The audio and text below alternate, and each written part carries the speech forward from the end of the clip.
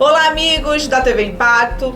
Olha, a gente vai trazer aqui um convidado para falar sobre o Maio Laranja. Quem está aqui ao meu lado? Rogério Batista, ele que é presidente da Associação dos Conselheiros Tutelares Baixo e Médio Amazonas. É por isso que eu trouxe ele aqui. Nós estamos no mês do combate ao abuso e exploração sexual infantil, da criança e do adolescente. É um mês bastante importante, né? O abuso tem que ser combatido diariamente. Mas essa data, 18 de maio, que foi ontem, é um dia que realmente é para falar sobre o assunto. É por isso que eu trouxe ele aqui no nosso estúdio. Rogério, você como presidente aí, como é que tá a situação? Fala pra gente um pouquinho da estatística. Não é a primeira vez que ele vem no nosso estúdio, já é de casa. Como é que tá aí essa situação? Fala um pouquinho pra gente. Lorena, primeiramente de tudo, eu gostaria de levar até aqui ao nobre amigo e amiga que está em casa, primeiro levar a responsabilidade da TV Impacto por sempre abordar esse tema. São temas importantes que a gente precisa realmente abordar, e é isso que a gente quer ver, o que o cidadão lá na casa quer ver através da imprensa, são situações como essas existentes. Muitas das vezes, essa questão do abuso, exploração sexual pode estar lá em casa, pode estar no vizinho, né? E muitas das vezes a pessoa não sabe de que forma proceder relacionado a essa questão. Então, primeiramente de tudo, agradecer mais uma vez, mais um ano, poder a gente estar aqui explanando situações como estas. Como é que tá, Rogério? Você que faz parte aí dessa associação, os números aumentam, diminuem? Como é que tá por aí nesta data de hoje? O país inteiro e o mundo foi, na verdade, recebido com uma surpresa enorme que foi o Covid-19. Isso é um fato que ninguém pode esconder, né? Mas só que junto com o Covid-19, o número de abusos, exploração sexual, eles aumentaram consideravelmente. Junto disso também, o número de violência contra a mulher. Se você está percebendo que eu estou aqui no negócio meio roxo, celular roxo, tudo roxo aqui, porque a gente entende que este é um momento não só de proteger esta criança e esse adolescente, mas também proteger esta mãe, que muitas vezes está sendo vítima de violência dentro dos seus lares. E esse número ele tem aumentado, Lorena. Hoje os números eles apontam que 70% de crianças e adolescentes foram violentados sexualmente durante a pandemia de 2020 a 2022. Só para você ter ideia relacionada a essa situação. 85% de mulheres espancadas. Quando eu falo espancada, é espancada mesmo, com sangue, cabelos sendo arrancados, pontapés e etc e tal. Outro número alarmante é o número de divórcios, número de separações, que alcança 92%. Tudo isso por conta aí que ajudou bastante foi a Covid, as pessoas ficaram mais dentro de suas casas, né? Então isso realmente contribuiu bastante, né? Porque uma coisa às vezes o casal ele passa o dia fora, não tem muito tempo para isso, né? E muitas das vezes, aquele pouco tempo à noite em casa, ainda muitas vezes rola a DR, chamada DR, que a gente chama e tal. Sim. E quando você ficou confinado ali, juntos ali, aí você verificou aí que dá de ver realmente o verdadeiro, que as pessoas dizem, o verdadeiro amor, né? Então, muitas das vezes, o casal, ele tá ali, se conheceu hoje, ali num barzinho, ali numa esquina, meu amor, já te amo. Né? E a gente sabe que este amor está muito longe de acontecer. Rogério, como é que estão os trabalhos? Né? Muitas pessoas questionam que, infelizmente, o Conselho Tutelar não funciona muito em Santarém. Às vezes a gente liga, manda fotos até de crianças que estão sozinhas dentro de uma residência. Um fato que aconteceu agora esses dias foi uma denúncia que nós recebemos aqui na redação do Impacto, que crianças estariam sozinhas numa residência, o pai das crianças era traficante, havia sido preso, e a mãe, usuária de entorpecente, saiu e deixou as crianças sozinhas em casa. A maior, se eu não me engano, tinha 9 anos de idade, ela que cuidava dos pequenininhos. E aí a gente pegou, mandou foto, tem até no meu WhatsApp e tudo, nunca há uma resposta. O que acontece, essa deficiência que tem por parte do Conselho Tutelar? O que falta? Qual é a sua opinião sobre isso? Primeiro, Lorena, eu gostaria é muito importante você tocar sobre esse assunto. Toda vez que toco esse assunto, eu começo a fazer uma reflexão, né, para quem conhece, a sociedade ela conhece, que em 2012 nós fomos eleitos para Conselho Tutelar. E a gente foi candidato para o Conselho Tutelar, diga-se de passagem, sem expectativa nenhuma. Porque muitas vezes a sociedade era uma pessoa nova, pessoa com apenas uma esperança de fazer a coisa acontecer numa sociedade.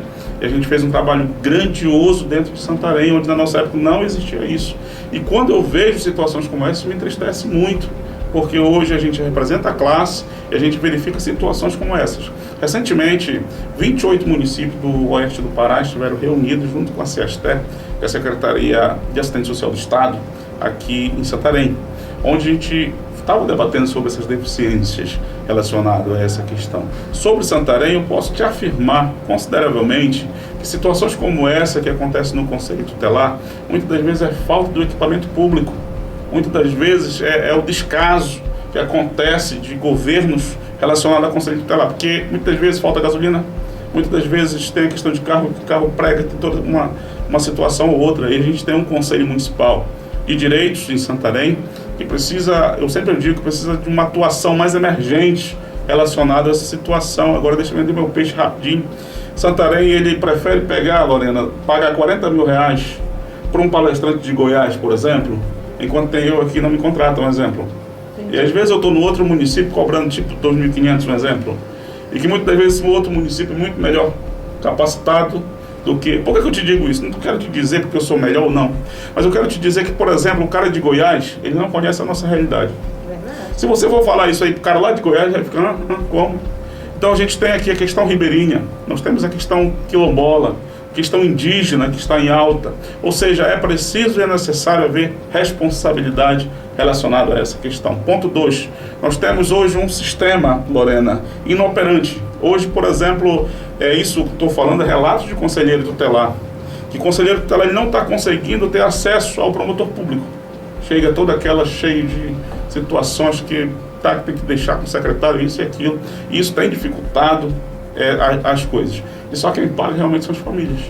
Então, quando eu pego situações, como na primeira, mas quando eu pego situações relacionadas a essas questões, é algo preocupante, a área da infância e da juventude. Eu estava até comentando recentemente no nosso grupo do WhatsApp, que é como se nós estivéssemos entrando no retrocesso. Porque o conselheiro muitas vezes está com as mãos algemadas, ele está parado, ele não consegue lidar com a situação, ele tem essa preocupação, se eu fazer aquilo ali é porque vão me representar, porque a justiça vai fazer isso ou aquilo relacionado a essa questão. Existe uma série de fatores. Tem uma série de fatores para que, agora sim, eu não quero te colocar isso como justificativa. Sei. A lei, no artigo 227 da Constituição, no artigo 4º, é muito claro sobre a questão da prioridade absoluta. Se há denúncia e o conselheiro, por exemplo, ele não tem uma resposta, como você diz, eu quero ressaltar mesmo, até mesmo no teu Facebook.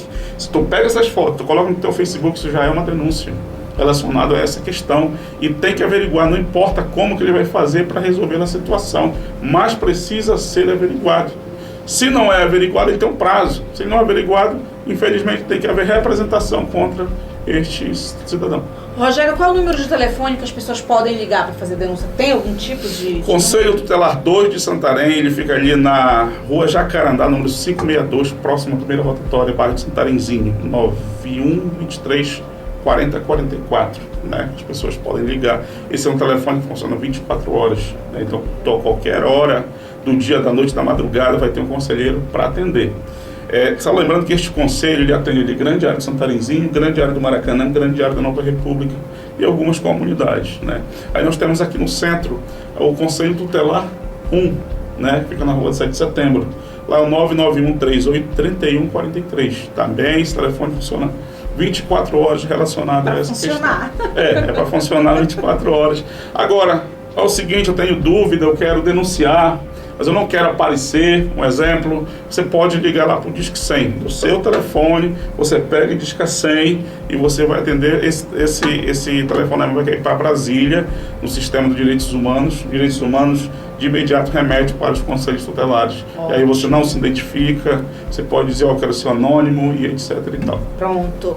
Rogério, aproveitando a tua presença aqui no estúdio, quero falar um pouquinho sobre esse caso que está repercutindo bastante, tanto em Santarém já e região, viu? Sobre o caso desse professor, né? Professor que cuidava das crianças ali na creche UMEI, no bairro do Caranazal.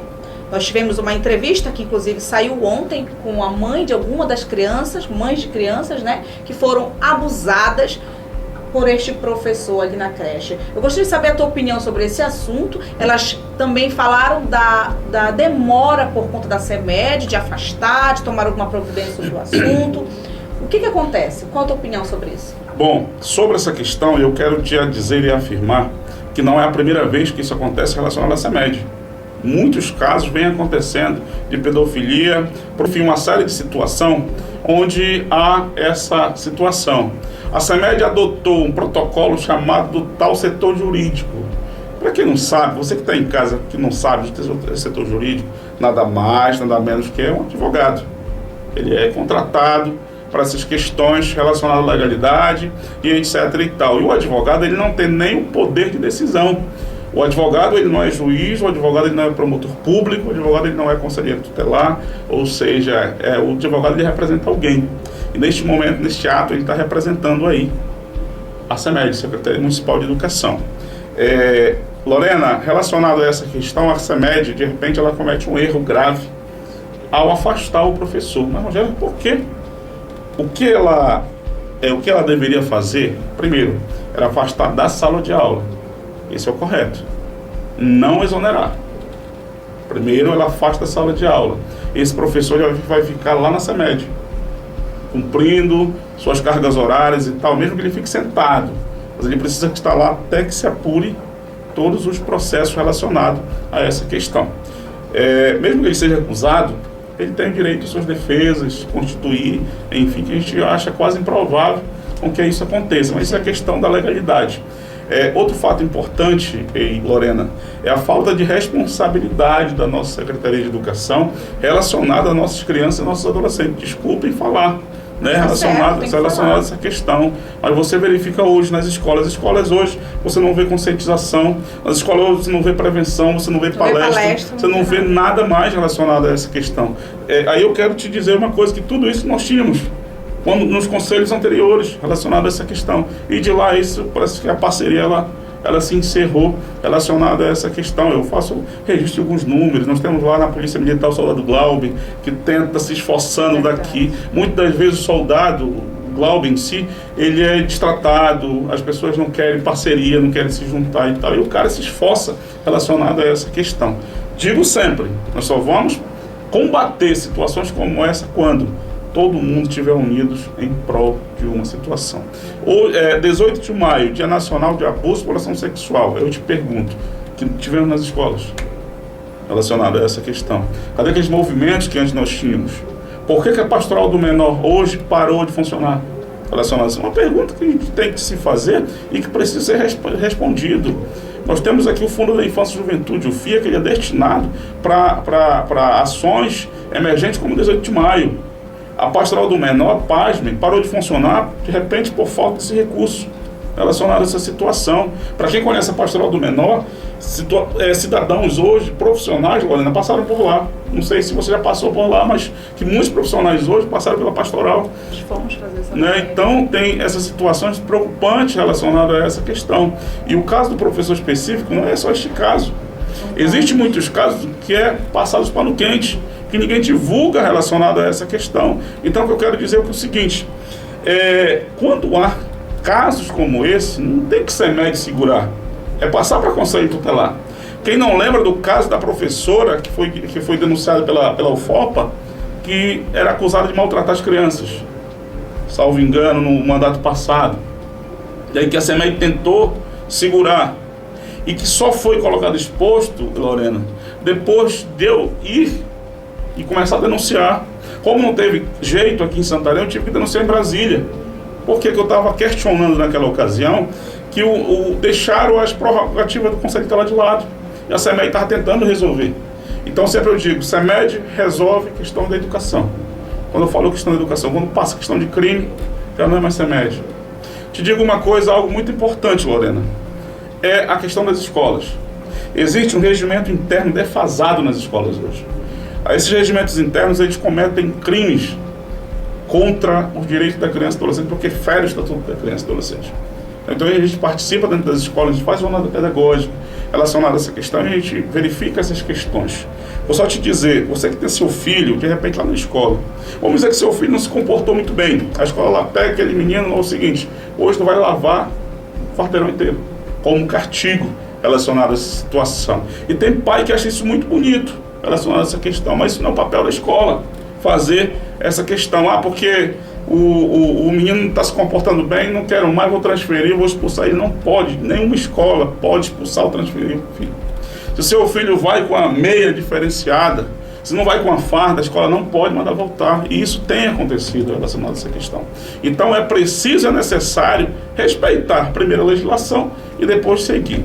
Então eu te digo que a Secretaria de Educação, ela precisa e necessita baixar a guarda, reunir, fazer audiências públicas relacionadas a essa situação. E falar nisso, eu queria abordar um assunto muito importante, minha amiga. A Câmara Municipal de Vereadores precisa assumir sua responsabilidade. Nós temos lá a Comissão dos Direitos Humanos que nada faz em Santarém, certo? O 18 de maio, o que a Câmara fez? Nós temos 21 vereadores. E o que os vereadores, olha só, eles homenageiam a rua, eles homenageiam o gari, nada contra, o enfermeiro também, nada contra. Mas vem cá, a Câmara não homenageou a criança e adolescente? Essa criança e adolescente que foi vítima de violência, enfim, sérias situações. Existem os heróis, que eu costumo dizer que dessa pandemia foi os educadores, professores, conselheiros tutelares, assistentes sociais, psicólogos, enfermeiros, médicos, que não pararam nessa pandemia. E ninguém chega lá e parabéns, cara, e tal, isso e aquilo. Nós tivemos conselheiros tutelares que foram mortos pela pandemia, foram infectados e etc e tal, e ninguém chega lá. Os conselheiros tutelares em Santarém, Lorena, eles estão há mais ou menos um ano em busca de aumento salarial. E aí não tem a perspectiva de conversa, de diálogo e etc e tal.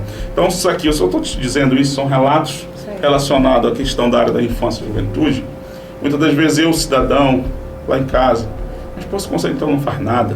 A gente precisa ver realmente qual é a situação. Essa impressão que dá, né? Assim, relacionada que a essa... realmente não é feito, né? Relacionado a essa questão. Por isso que é bom trazer você aqui. Mas, Rogério, quero agradecer mais uma vez, né, a tua presença aqui no estúdio, falando um pouco sobre esses assuntos que precisam ser mais abordados realmente, sim. falar mais vezes, né? E conte com a gente também, viu? E que o que ele fala realmente é verdade, gente. Precisamos ver mais isso nas escolas, né? Nesse fato aí do caso do professor. A própria mãe teve que enxergar que o filho não estava querendo ir para a creche e ela mesmo teve o papel de sondar, de perguntar, de questionar para que ele pudesse falar. Um trabalho que poderia ser feito ali dentro da creche, né? Então, realmente é algo triste, muito né? Importante, Lorena, falar sobre o assunto do professor mais uma vez. Essa mãe, você mamãe, que está lá em casa, está me ouvindo agora, analise pelo seguinte critério. Se a criança ela está se recusando para ir para algum local, tenha certeza que algo não está bem. Quando acontece, Lorena, às vezes é o inverso. A criança está na escola e não quer voltar para casa. Algum problema também pode estar acontecendo aí. O professor, ele é o primeiro contato, ele é a porta de entrada. Muitas das vezes o professor identifica aquela criança no pintar, né? O que ele está pintando, o que ele está querendo se caracterizar ali relacionado a essa questão, comportamentos e etc e tal. E a partir disso aí surge a preocupação relacionada a essa questão. Eu quero te contar aqui um relato muito importante. O bairro onde eu moro, pelo qual tu conheces, ele é um bairro que ele é muito populoso, mas o número de violência contra criança e adolescente ele é enorme. Muitas das vezes a gente se depara com situações que nem você, com as mãos atadas. Muitas vezes situações que, por exemplo, não depende só de conselho tutelar. Existe uma investigação mais profunda relacionado a essa questão. Mas o que eu quero te dizer, para finalizar, é necessário e importante a gente combater. Não só no 18 de maio, mas combater todos os dias de nossas vidas. Em todos os lugares, Em todos os lugares relacionados a essa questão, tá? Então agradecer, Lorena, mais uma vez. No dia 27 eu vou estar lá na Escola Santa Rosa, lá no município de Prainha, debatendo com a comunidade, combatendo com a escola, relacionado sobre a questão da violência doméstica, sobre a criança e adolescente, com pais, comunidade em geral também. Tá bom? Agradecer de coração. Conte conosco sempre também. Tá Igualmente. Então é isso, gente. Eu espero que você curta, comente, compartilhe também. Claro, deixe sua opinião, que pra gente é muito importante sobre isso, viu? Sobre essa falta de falar mais, abordar mais sobre este assunto. Nós ficamos por aqui. Muito obrigada e até a próxima.